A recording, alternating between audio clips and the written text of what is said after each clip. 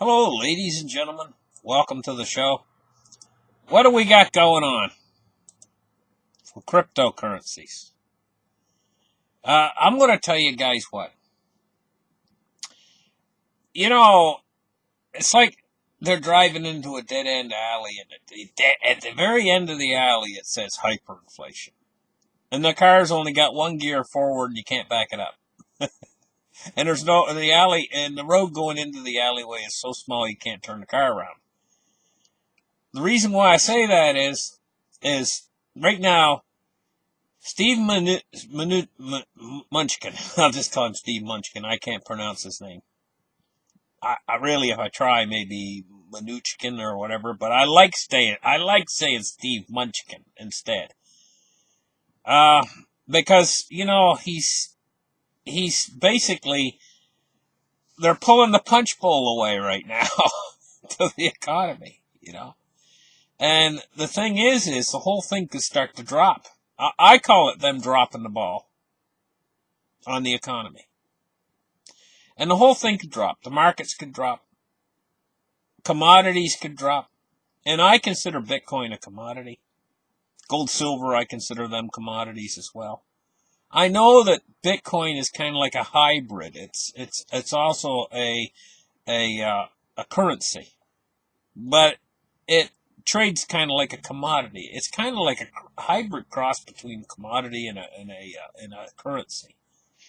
But the thing is we could see a drop because they are basically an awful lot of liquidity now is poured into equities and into the stock market, and it's propped up the stock market tremendously. But share buybacks and things like that, it's propped up this market higher than it actually should be. And now that they're pulling the punch bowl away.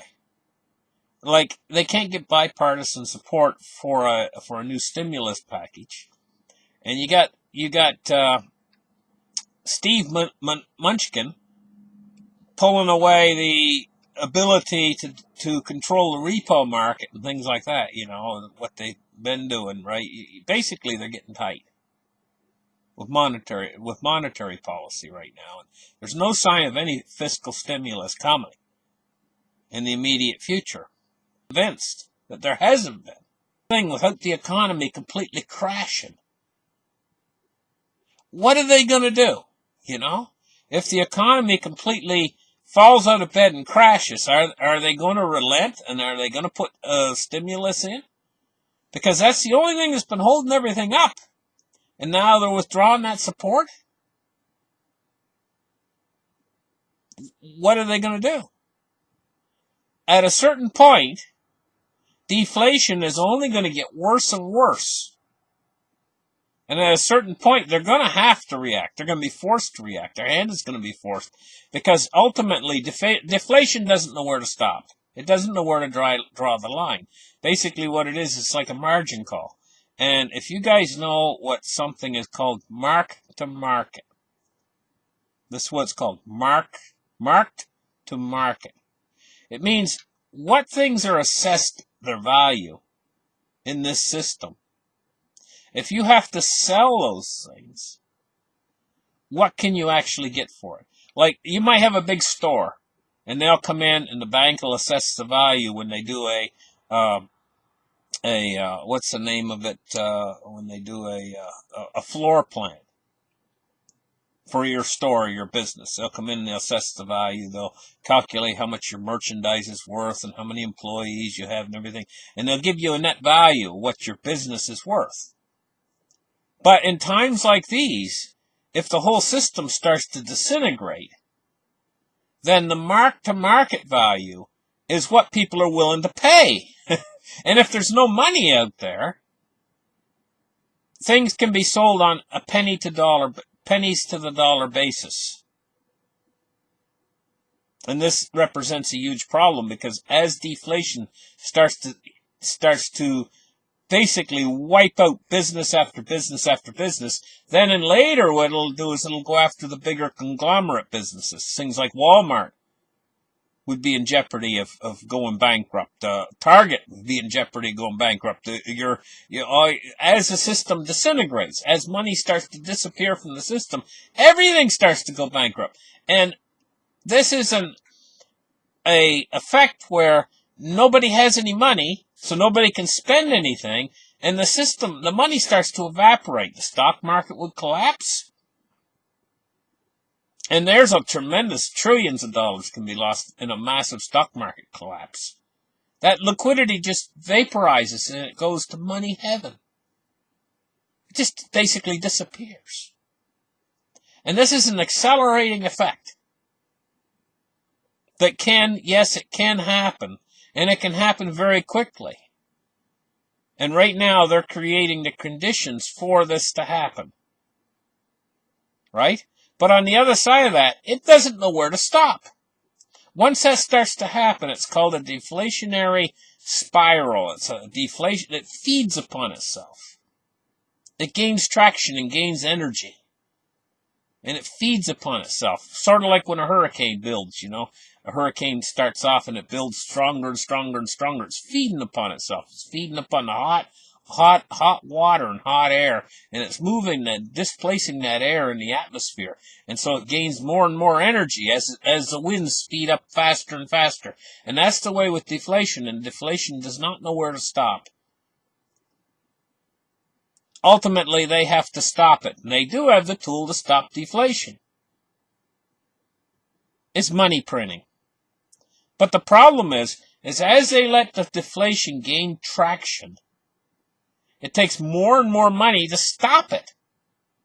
And at a certain point, all that money creation starts to everybody out there, the amount of money that, if they let this gain traction, if they are tight like they're being, and this is what they're doing right now. Steve Mnuchin is cutting off the forms of assistance that have got us this far into this financial crisis that we're having right now. He's cutting it off. He's basically, one commentator on there today, I quoted, he basically said that what Steve Mnuchin, we are on the Titanic, he said, and Steve Mnuchin is taking all the lifeboats away to the world economy right now. And there's no sign of any more stimulus coming, which is what's propped these markets up. Now, all that liquidity is poured into the market, or a good chunk of it anyway, an awful, extremely large chunk of it, trillions, is poured into these markets. That liquidity can vanish overnight if the markets fall. And this is basically, you hear a sucking sound, a huge sucking sound. That's all the liquidity or money in the system draining out, and draining out very quickly right now. People aren't going to have any money, except for the people that are working, that still are able to keep their jobs. But the problem is as the deflation gains traction, more and more people are going to lose their jobs, and that means more people are going to lose their jobs, because jobs rely upon other jobs. See, it's all interconnected. And this is why I say that as the deflation gains traction, it doesn't know where to stop. It doesn't know where to draw the line. They have to stop it, because ultimately, I'll tell you where it would lead to. It would lead to a complete worldwide system shutdown, where nothing would function. And you're saying, well, what is that going to look like? What's it look like to the average Joe on the street? Well, your gas station's closed. Your power turns off. Your cell phone doesn't work. There's no police service anymore. There's no fire service anymore. The system shuts down. That's where deflation will go ultimately in the end. So these guys like Steve Mnuchin, if the full system-wide shutdown means that there is no government or anything anymore. Everything shuts down. Nothing operates. That's how far deflation will go ultimately in the end. So they have to stop it. In fact, they know this. They know this. And they're not out there telling you, hey, we can't allow deflation. They're sitting there right now, and they're riding a fine line. There's tremendous energy being built up on both sides. One on the inflationary side and energy on the deflationary side right now. And they're trying to ride that line. But as they ride that line, more and more pressure's building. And this is what creates the volatility, where it could swing toward inflation or even hyperinflation, or swing toward deflation just as quickly, and it's all dependent upon the printing press at this point in time. So right now they're saying, hey, you know what? We're going to shut off the printing press for now. We can't find any bipartisan support to pass it through where we're going to make a new stimulus plan and put more money out there. In other words, start the presses. So stopping the presses. Best way I can illustrate this to you guys is the system is broken.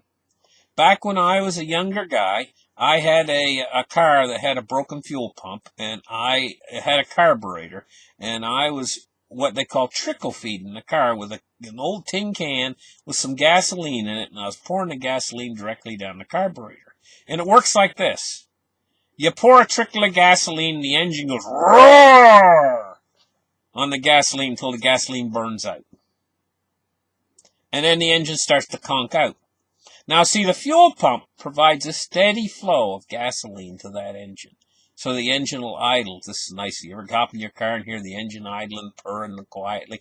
Well, that fuel pump is providing just enough gas to keep that car running properly. But if you're trickle feeding a car with a can full of gasoline, and you pour it in, as a big flood of gas comes in, and the engine roars up. And then a few seconds later, it's burned all that gasoline up, and then it starts to conk out. Well, that's the way the system's running right now. We get a big chunk of stimulus come in. That's just like the gasoline. It hits the fan, and everything goes whoosh up, going. You know, the stock market goes up, everything starts to go up again. But then after that burns out, and it's mostly gone, then everything wants to fall. In fact, it wants to stall. In fact, it wants to go into a deflation, and the system wants to shut down. Well, what you need to do is you need to put more fuel in. You need to put more stimulus in, which they're not doing right now. They think everything's fine because we're kind of coasting on the vapors of that last bunch of stimulus that they put in. Well, the virus is coming around. It's getting worse. And you know, what about that anyway? For crying out loud. Hey, they got these shots they got for that. Right? Well, according to the information that I got, they're saying, what I heard them saying was, the shot's good for 6 months. And you got to take 2 doses of the shot, 2 weeks apart. Okay? And you get 6 months immunity from that. Okay? Now, here's the thing about this. This virus is more catchy than the flu. And if you don't believe me, just do the research on it. You'll find it has a higher R0 value than the flu. So it's more catchy. Well, you know, what they've been doing is out there, they've been putting in these social distancing, they call it. You know, where you have to stay a certain distance apart. Everybody has to try to wear a mask and all this, and try not to go out as little bit as you can and everything else. Do you know the effect that that's had on the flu? It's decimated the flu. I was looking at the charts. The flu's fell off a cliff. You know, this is flu season. There's supposed to be a lot of flu going around. Well, all these measures that they're taking has had a profound effect upon the flu. This tells you how, but COVID's living through all of that. This tells you how catchy COVID is. It's more catchy than the flu. Now, here's the thing. The flu, everybody, all years, have all known that flu's airborne. You know, I mean, somebody can be sitting in the back of the bus, they got the flu, their nose is all red, and they're coughing and sneezing, and you're sitting up in the front of the bus, and you don't even go near that person, and they're sneezing all over the place with the flu. You might come down with it 30 feet away, 40 feet away even, from a sneeze. That's the flu. That's how catchy the flu is. Well, this darn thing, it's obvious it's more catchy than the flu because the flu's been destroyed this season, basically, or a good chunk of it anyway. The amount of flu cases is dropping drastically this season. Where this thing is expanding. What does that tell you? Use your logic and common sense. It tells you that this thing is far more catchy than the flu. Well, let's think about something else. Think about remote areas, right? So they come out with this COVID and they're very careful and they start bringing out the shots early in the year, and the COVID starts to go away, But it's still going to be in remote areas in the world. Think about how it started now. Started with just one or two people over there in China, spread all around the world in less than a year. Okay? Think about that for a minute. Now think about remote areas. Think about this thing making its way into the remotest parts of Africa or down into the remotest parts of New Guinea or any place like that. People still have it. And so they go and they try to wipe it all out. Okay? And they give everybody the shots and everybody social distances and everybody does what they're supposed to do. And we start to wipe it out. Say there's none left in America. None left in Europe of this darn COVID, right? Well, the people in remote places, so there might be still a few people that have it. Right? And so what happens is after a few months goes by, the effectiveness of your shot wears off. I think they're saying 6 months. A few months goes by, and from these remote locations, the whole thing will start all over again. It'll reseed. The COVID will reseed itself all around the world. And so the only way to stop that then, see, when they release that COVID when that COVID come to our world, it's changed our world forever. Because I can't see them getting rid of it. Permanently getting rid of it. And so the only alternative to that is we're going to be on this steady merry-go-round every 6 months of COVID shots. For God knows how long. Years.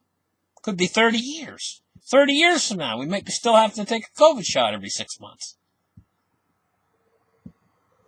And, say a few years goes by. Say they can't get rid of this thing, and it keeps popping up from remote locations around the world,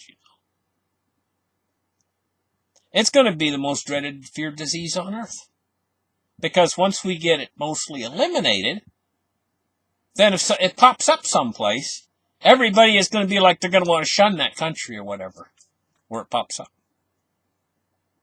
And, this is going to be one heck of a thing to try to get rid of. It's rooted itself. It's rooted itself in mankind now as a chronic problem. This is the way I see it anyway. I mean, you guys can see it for what you want. But think about the tremendous amount of money these companies are going to make on these vaccines. Because this is going to probably not be a flash in the pan. This is probably going to be a year-long fight. Might be fighting this thing for the next gosh knows how long. So meanwhile, we got all these economic problems and this stupid disease that come out of gosh knows where. Who knows where it come from. But, I don't even want to go there. But our world's been changed by this thing. And not for the better. This is terrible. But I've got off of my subject matter a little bit. My subject matter is Bitcoin. And deflation. And how that at a certain point, they have to step in and stop the deflation. And the big thing I'm pointing at is, what does it take to stop the deflation? Once the deflation starts to get a strong toehold. It's just like the virus. What does it take to stop the virus if the virus gets a strong toehold in the world? Well, that's what they've let happen. The virus has got a strong toehold. Now, it takes a lot to get it out and get rid of it. Well, the same thing is going to apply to the deflation. If they let it get a strong toehold in the world, it starts to multiply. Deflation multiplies like the virus. And then it takes more and more money, because money is the penicillin. Money is the antibiotics to fight the deflation. But when you go and you create a whole bunch of money, a whole slew of money, and you start giving it to the people out there to try to, because they haven't got any jobs anymore and their jobs aren't coming back. What are you going to do? Let them all starve to death? There's 20 million, 30 million. And just in the United States alone. You know? Of course they're going to print. And of course they're going to have to go to some sort of UBI or something. Which means universal basic income, by the way. So what happens in the end? Well, at a certain point in time, with them printing all this money, it should be obvious to everybody that in order to keep things running, they're going to have to print so much money that they're going to start to make the money valueless. And, you know, the reason why Bitcoin's going up is not rocket science, guys. The reason why Bitcoin is going up is they're front-running the Fed's printing. But here's the thing. Right now, they've stopped. Just for now. Just for a little while. They've stopped. But Bitcoin right now is in the business of front-running their printing operation. But that could come to a quick stop, too, if the markets and everything start to turn down into this deflationary period. And so I told you guys the other night, Bitcoin could go as low as $7,000. That's what deflation could do. That's what it would happen if they hold back and the market crashes off really low, you know, and they keep holding back and finally they relent. They're going to relent in the end because it's going to get worse, worse, worse, worse until they relent. It's going to force them to relent in the end. And then the sky's the limit. Once they relent, well, I might go through another line of this foolishness, to tell you the truth, you know. Because, see, the money is going to go up like a saw blade. You know, you ever looked at a saw blade real close? It goes up and then down, up and then down. Those are the teeth of the saw blade, right? The money's going to do the same thing. The Bitcoin's going to do the same thing. Bitcoin is on a steady path upwards, but it's going to go up and it's going to come down. Remember what happened back last time? It went up to 20,000 and come back down again. It's going to go up and down. I don't think it's going to come down this far this time, even if we do get a severe deflation. I think around 7,000 is going to be the limit. The last time it went down to was 3,000-4,000. It went up from where it is now down to like 3,000 or 4,000. You ain't going to get that again. In fact, I think it's going to get awful tight if it starts to get down close to 10,000, if we do get a deflation this time. But in the long run, if you stood back, see, that's the micro. That's viewing it from the micro. In other words, the short term. But if you stand back, then you see the picture. The picture is, in the long term, it's these zigzag saw blades going up, up, up, up, up. It's like a stairway to heaven for Bitcoin. And that ain't going to stop in the long term. Because the printing isn't going to stop. Because if the printing does stop for any too long or too extended a period of time, the deflation will destroy their system. And this is the thing they're scared of the most, is their system being destroyed, because then they don't have any power anymore. I mean, they're going to be like Mad Max when he's all tied up and riding on the front end of that car, you know, and they couldn't do anything. They'll be done. They'll be hamstringed. Because their power relies upon them having a power base. And if the world turns into a Mad Max, there's no power base anymore. They're going to have to survive like all the rest of us, digging roots out of the ground, eating earthworms. This scares them more than anything because,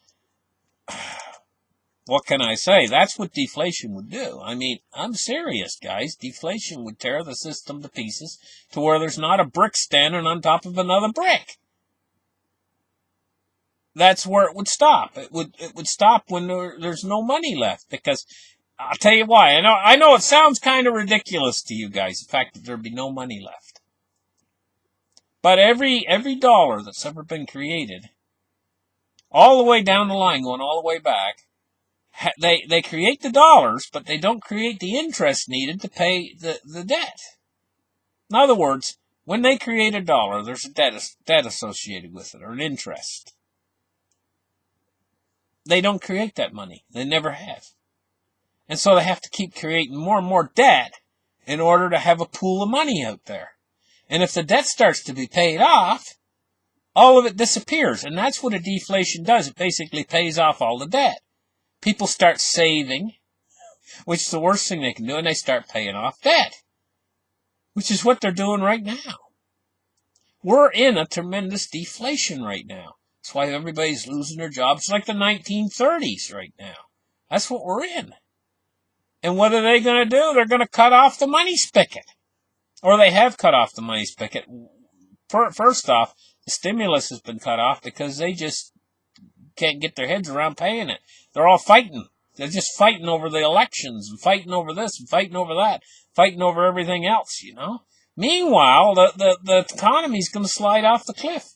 And we're on the Titanic and it's sinking, guys.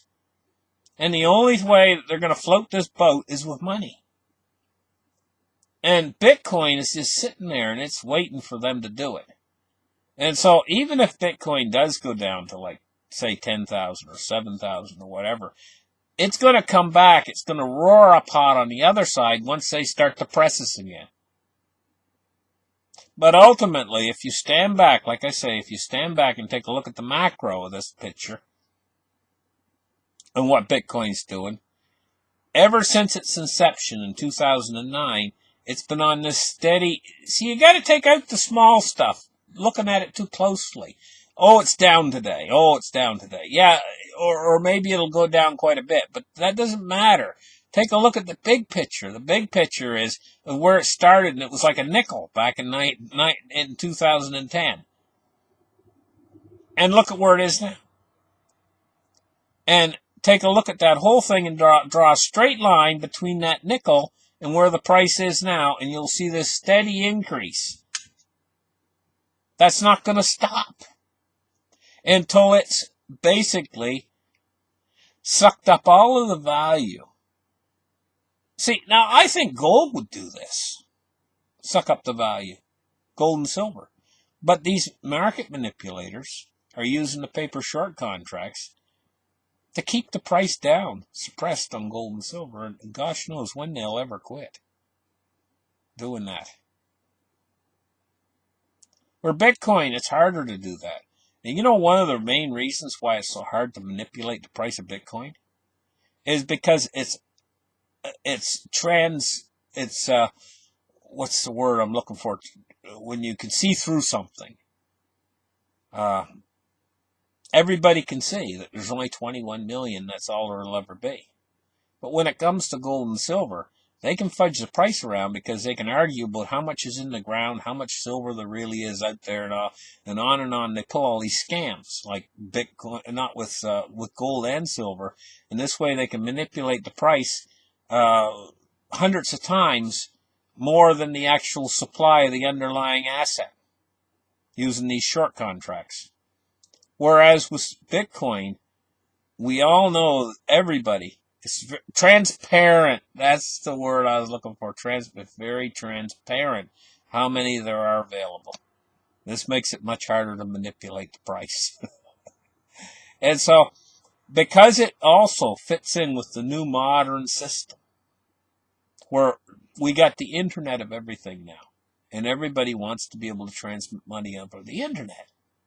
Want to be able to move it quickly and use it as a currency as well as a commodity. See, gold is a commodity, but you can't, if you're going to take the real physical gold, you can't transmit it across the internet. And even moving it is logistically almost impossible. And so, in a way, Bitcoin has some huge advantages over gold and silver. And these advantages they're starting to lean more toward Bitcoin than they are gold. Bitcoin and gold have been in a war together here to be the store of value for the world. Because they're messing up every other store of value. Every place else you want to put your money, you want safe money. You want safe money and you want to have it stored away as a store of value in something really safe. Well, everybody thinks first gold. But now people are starting to think Bitcoin, and the tide's starting to turn toward Bitcoin. I see that tide turning faster and faster, more and more toward Bitcoin. And if Bitcoin does become the world's elite store of value of storing money, you're going to see the transaction volumes. See, this is one of the big arguments against Bitcoin. People say, well, Bitcoin can never be this or never be that because it's only able to make few transactions per second. I think it's 7 TPS. right? And so they say, hey, it can't do this and can't do that. Well, when Bitcoin starts to become what I think it's going to become, you're going to see the transaction volume fall as the Bitcoin price gets up into the stratosphere. Because people are going to move them less and less. Because they're storing them away for a different reason, not to be used to buy a cup of coffee anymore. It's not a novelty anymore at that point. There was a time in Bitcoin, see quite a few transactions because people were playing with it as like it was money. Like I'm going to buy a coffee with it, or I'm going to buy some toy on Amazon or whatever. So you see a lot of transactions. But as Bitcoin becomes up in a complete stratosphere, once it passes $100,000 a coin, you're going to see the transaction volume fall. Because people are going to see the price going up and up, and they're not going to want to move them. They're going to want to leave them in their wallet because there's going to be more and more HODLers. And the more people are HODLing, those Bitcoin are locked in the wallet and they're not moving. And as the price goes higher and higher and higher, more and more money pours into the space. The only transactions are going to be buyers. And then the Bitcoin that they buy is going to sit. And the transaction volumes is going to fall. And so, now that you got the Lightning Network established anyway, and Bitcoin, it can handle 7 transactions every second on its own, it might be more than enough, even if the whole world pours in. Once it becomes the store of value, and people are only going to move it, like if maybe some big Asian company or something wants to buy 100 tons of gold, and they want to buy oil, they're gonna move like 5 Bitcoins, but it's gonna be worth like whatever, millions and millions of dollars just to move 5 Bitcoins. And just for big things, like if they want to buy a luxury hotel, they might move 3 Bitcoins or something, It's going to be like that, but it's going to be limited in the amount of transactions. And I think I think everything's going to continue to function on Bitcoin. The network's going to function and everything into the foreseeable future. But the price is just going to keep going higher and higher and higher as all of the world's value starts to pour in. And it's going to pour in faster and faster and faster. And I'm starting to think now it's going to leave gold in the dust. So how much Bitcoin do you need? I think where Bitcoin is going, I think 1/10 of 1 Bitcoin will make your retirement. Whereas you got people in the United States right now who got 2 or 3 million saved away for retirement. They ain't going to be able to buy an apple. Seriously, I think where things are going, I think with the way they're going to keep inflating these currencies, and then at a certain point, this little bit of deflation we got going on right now, all these people are hoarding dollars, they're all saving dollars, and the dollar's probably, it could tick up. It could make it all the way up to 100 on the US dollar index. It wouldn't surprise me any. And, if we get a little deflation, price could drop on Bitcoin. All these dollar bulls out there, they'll be sitting there overjoyed saying, oh, we told you so. We told you the milkshake theories come true. All this kind of stuff, Harry Dent will be dancing in the aisles, and saying, I told you guys. I'm going to tell you what. Don't count out these alternatives to the dollar, because that rise and rise in the dollar is going to lead to the dollar's fall, because I'll tell you what they're all missing. And I've been saying this so many times on my channel, I kind of drone it into you guys. They can print as many of those suckers as there are leaves on the trees out there, and they will. Because as that deflation gets profoundly bad, they're going to turn those printers on like they've never turned them on before. And you'd be amazed what programs that they'll come up with to save their own skin And I said that right, to save their own skin. They can always crush deflation. But once they start the hyperinflation monster, once they get all these programs in, like central bank digital currency, and they get all these people set up with these wallets, and every month they're sending them money in their digital wallet, and the people are getting the universal basic income, they can't pull these programs away. There'd be such an uproar. It would be unbelievable. Once they get it started, they can't pull it away. Just like they couldn't pull quantitative easing away. Once they started it, it's like they can't stop. They won't be able to stop all these social programs that they start with the free, easy money in the central bank digital currencies. And that's a highway to hell for the fiat currencies. And once that highway begins, then you're going to see the money pour into these alternatives. But we're not going to get to that point until we pass through this deflation that causes that to happen. And during this deflation, that's when you're going to see the dollar go up in value. And we're right on the edge of that deflation, I think, right now. But it's not going to last, guys. It's not going to last. And so you guys out there, some of you are just buying Bitcoin for the first time right now. And you might get a little disappointed because the deflation comes along, the price of Bitcoin goes down. Whatever you do, don't sell it when the Bitcoin price is down, because then you've taken your loss. Just sit on that sucker, because this isn't going to last. The deflation's not going to last. And then we're going to start to head into some serious inflation. And that's when you're going to see it all start to unfold. All the stuff I've been saying for so long is going to start to unfold. And gold and even if Bitcoin does win this battle with gold, ultimately gold's going to do awfully well too. They can't hold it down. Not in a hyperinflation. You can't hold gold and silver down. So gold and silver is going to catch a bid too, and it's probably going to be enough of a bid where it's going to keep up with the inflation. In other words, it's going to protect your purchasing power. It might not go up like Bitcoin, but it probably still go up substantially. What's going to go down is these fiat currencies. If you're invested in the dollar and that's all you got, you're going to end up very poor. So, the way it is right now, you might get one guy on one side of the street, and he's decided to put away a handful of silver for himself at 1/10 of a Bitcoin, because that's all he could afford right now. You got another guy on the other side of the street. He's got a nicer house, nice car, and everything else, and he's got $2 million saved away for his retirement. Which one of those two guys is going to win? Well, one guy, the guy that bought 1/10 of a Bitcoin, he hasn't invested that much money.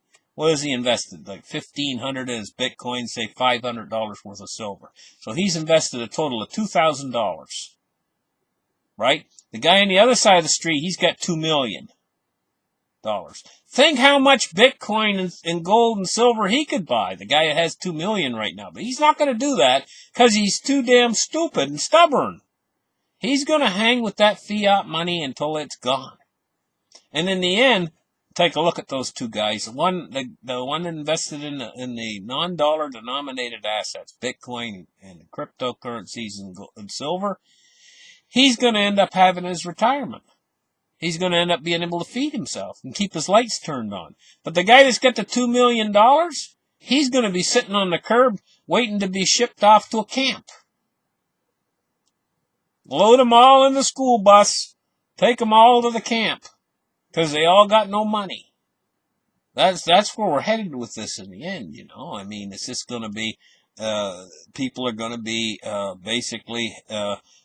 I could see homeless camps springing up in the United States, everywhere, the size of cities, because that's what happened during the Great Depression, before we're done with all this.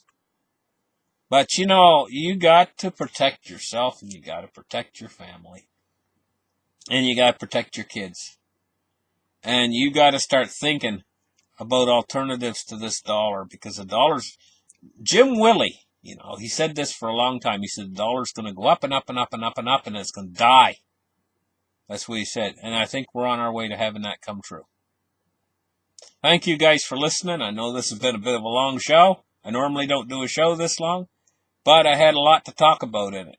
And we'll catch you guys in the next show. Bye-bye, and give me a thumbs up, guys.